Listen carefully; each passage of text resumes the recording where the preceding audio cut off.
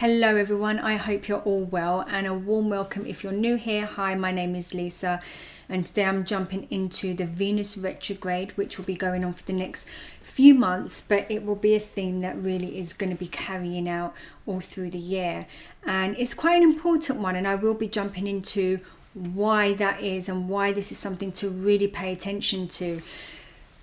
But Venus went into shadow on the 28th of January, so we're feeling the effects now. The shadow period is usually about 3 weeks before the planet Venus turns retrograde. So Venus will be stationing retrograde on the 1st of March at 10 degree Aries, and then we'll start going back. It will then go back up until the 12th of April, and it will then station direct at 24 degrees of Pisces and start moving forward. We will still, however, be in shadow for the next couple of weeks until middle of May, where we will then start feeling more the effects of what we have learned in this period of time. Now, when a planet goes retrograde, it's the illusion of the planet moving backwards in the sky. It's not actually moving backwards, but it gives the illusion, but it stops, it's stationary. And so when we are experiencing the effect of a retrograde planet, it's like going back in time and reminiscing and thinking about our past. And that's what the retrograde's doing. It's going to be bringing things back up for us to the surface that we need resolution with, that we need maybe a different perspective with, that we need to work through. So it's like, thinking back or talking to an old friend that you haven't seen for ages, and you're reminiscing about the past and school memories, and your friend says something and you're thinking, I never saw it like that. I didn't realize that at the time that's how you was feeling. I didn't realize at the time that was what was going on. I was seeing it from this perspective, and now I've got more understanding of what was happening. And that's kind of what the retrograde does. It brings us back. It brings things up for us to look at and work through. Now, if you have your natal Venus that's retrograde, now this is a slightly different story for you, because this is an energy that you're in and you're used to. And so we can have a lot more difficulty with the energy when we have a planet in retrograde in our chart. So if you do have Venus retrograde in your chart, something to think about over the next few months is you may feel more proactive to actually make some changes and do some things. So rather than, for most of us, it will be a time of reflection, revising, reevaluating, thinking just about gaining new perspectives. With someone who's got Venus retrograde in their planet, they're going to be more inclined maybe to make these changes, whereas it's usually recommended not to start anything new or take action when a planet is in retrograde, because when it starts moving forward, then we can start to have a different perspective again. So that's what retrograde planets are. There, it's about bringing it back into self, reflecting. So it's not so much connecting with things outside of yourself in terms of starting new things, new projects, new relationships, but it's more about understanding why and the motive and gaining that new perspective. So when it turns direct and starts moving forward, we now have a better understanding of why we're doing what we're doing and what we want and need. But if your natal Venus is in retrograde, you could find this works slightly the other way round. And this is why you do hear sometimes people say, well, I did start a relationship in Venus retrograde and it lasted. Okay, there are examples of that.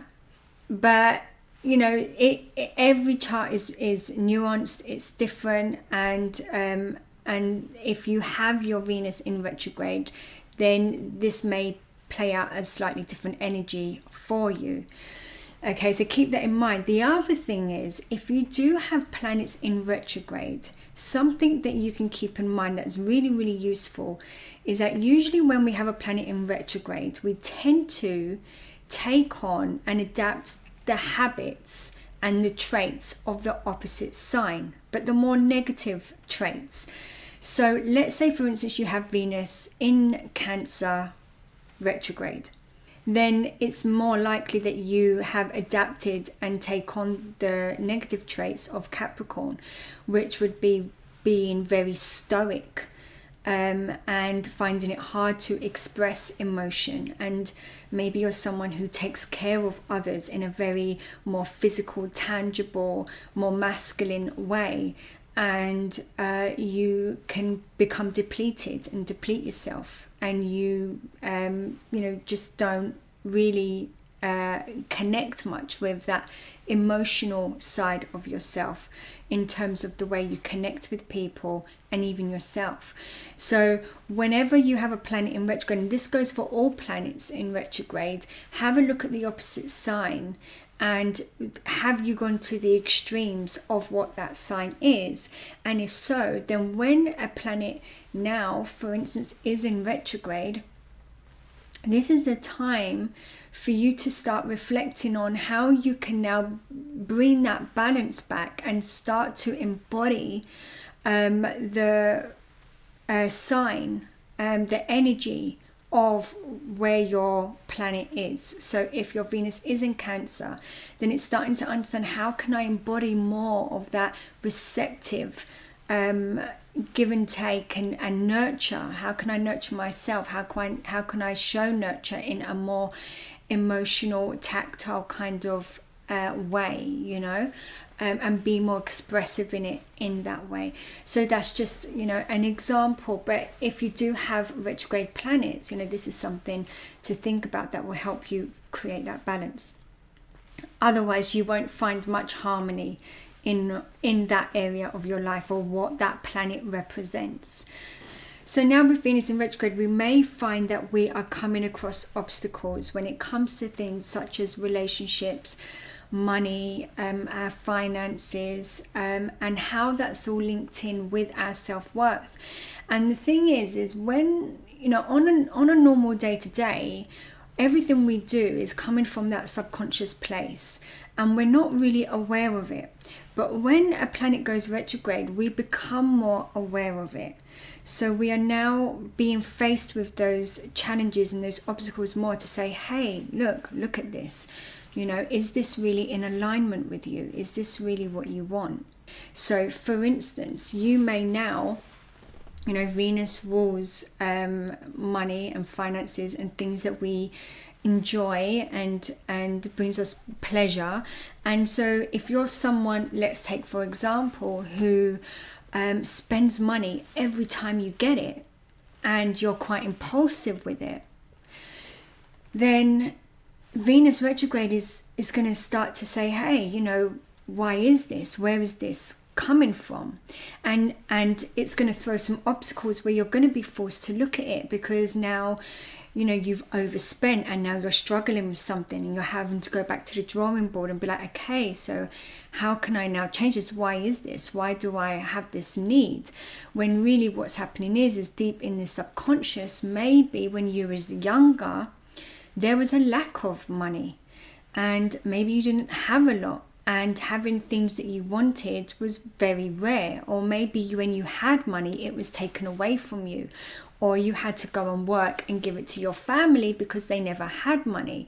So then you started to adapt that subconscious belief that every time I have money, I need to spend it and get something nice with it or do something with it, because I don't know how long it's going to last. And so there's this kind of impulse need to get rid of it or to spend it before it's actually taken away.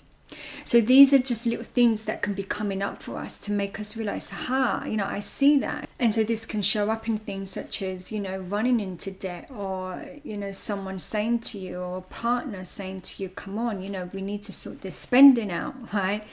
And then this can be having an effect on your relationship as well.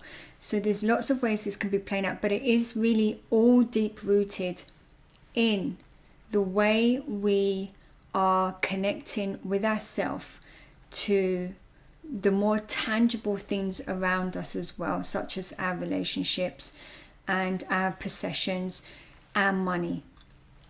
Taurus is an earth sign, so it's more about what's rooted in the tangible as well, and how we're physically presenting that.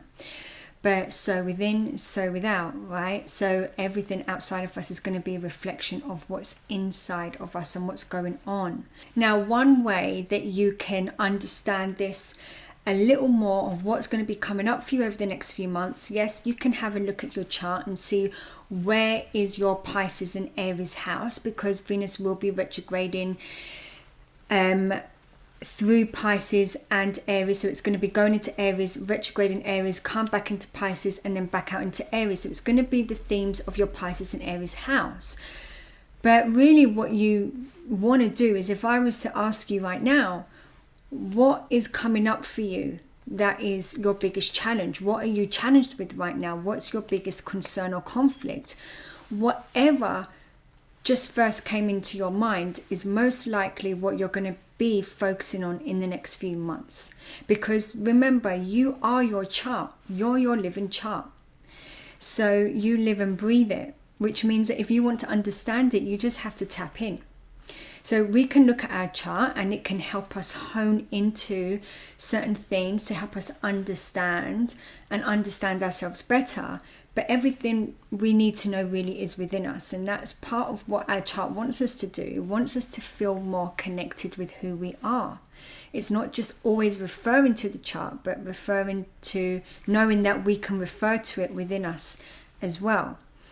And so if wherever this is happening in your chart, so if this is happening in your sixth house, for instance, this may be, even though you're thinking, right, well, I'm having big problems right now in my relationship, then what your chart could be showing that is happening in your sixth house of everyday routines and habits, in your health and well-being, your pets and so forth, is maybe that you have a new pet because you're an animal lover and your partner's not too impressed with this. And maybe they don't particularly like animals, or maybe they do, but they just don't particularly like the idea that you have a pet, because now your focus and attention is on this pet, right? And it's causing problems there. Well, this is going to help you understand, okay, so what is it about my routines or my daily habits or things that I like to fill my days with, or, have I got a balance going on there? Or is this more to do with just not being aligned with my partner? So how can I look at my routines and how that affects my everyday life with my partner and things that we can do, and how you come to a resolution with that. Or if it was the other way around, and maybe you don't like the fact that your partner just went and bought a pet, well, maybe this could go into other things of you feeling now limited in things that you can do. Maybe you was a carer when you was younger and you had to sacrifice a lot of things as a child or growing up. Now this is bringing back a wound of yours, that there is now someone else to look after, and this is going to limit you, when maybe it's not necessarily going to limit you, but there's this belief that if someone in your life is needy, that you are going to lose control and autonomy. So these are just things that you can think about, and how it relates, and how you can use your chart, to hone in more if you're struggling to understand certain things about how this is playing out and affecting you. So with Venus retrograding in Pisces and Aries, these are two signs that is going to be all about accountability, because Pisces is about accountability, looking within, and whether things are aligning with who we authentically are, wanting more deeper meaning to what we're doing, whether that is in our relationships, whether it's the way we earn our money, why we're holding on to certain possessions or things and beliefs, and also Aries is all our autonomy and feeling a sense of freedom in being who we are. And this can be reassessing our relationships where maybe there's codependency on either side, not just romantic relationships, but all relationships in our life. You know, where are we giving too much or not enough, or, you know, what the codependencies that we may have, whether that's to a job, and being in something that doesn't fully satisfy us and really feed our soul, and same with relationships. And what's really interesting about this Venus retrograde is that, you know, whenever we are going, you know, astrology is all about cycles. So you have to look at it in cycles, because that's how you can sometimes get more from it and the bigger picture. And so when you look back at, okay, when was Venus last retrograde in Aries and Pisces? It was back in 2017. And back in 2017, there was, if you go back and think, okay, what was happening in my life back then? So whatever themes were happening, similar themes could be coming up now. Now, it's never going to be the same, because you've grown, you've evolved, and your chart has, and the planets are all in different places now. So there's different alignments going on, but the general theme of what it was that was coming up for you to explore or to change and shift would be coming up again. So if, let's say that in 2017 your relationship, let's say you was in a long-term relationship and that was now ending, or it ended, or there was a difficult time at that point, where you had to reassess whether you wanted to stay in it. Now, this could be the culmination of that. So it's looking back. What did I learn over those 8 years? How did that change me? How did that grow me? And now this could be a time where you're going to be bringing in maybe a new love, a new relationship. And now it's going to be bringing in something different for you, because now you're in a different energy and you're more receptive to something that's more aligned. And the other interesting thing is that when I looked back, I also noticed that the nodes were also in Pisces and Virgo, but the reversal. So the North Node was in Virgo and the South Node was in Pisces, which makes it even more of a powerful cycle, because, you know, Pisces and Virgo, Pisces is the sign of endings as well, and completion and enlightenment. So we're also looking at this cycle as this is kind of a culmination of whatever was going on back then for 2017. So really pay attention and think back to what was happening. If you, let's say, met someone in 2017 and it was a relationship, or even a friendship, a mentor, or whatever you was doing, then now could be a time where it's run its course. And you're thinking, well, I don't know, something doesn't really feel aligned anymore. I don't feel like I'm expanding, I'm growing. I feel like I've come to this stagnation and there's just no movement in my life. And there's this, you know, this kind of resistance to let go of something, because often we're told to believe that when we're in relationships, we have to keep working on them, when sometimes the truth is that the relationship just ran its course and it served us for what it was there for.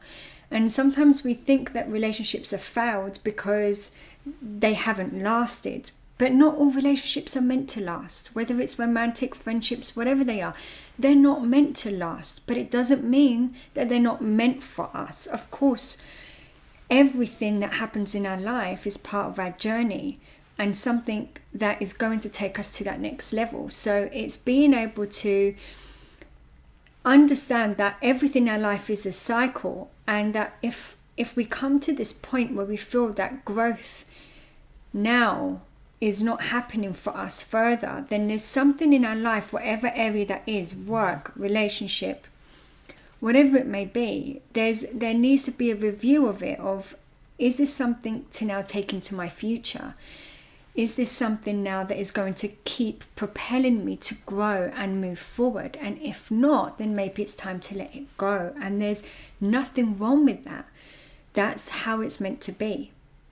So if in 2017 you met someone, it doesn't mean that this is going to end. It just means that maybe this is a time that's going to shake you up, to push your relationship or whatever it is, job, in a different direction.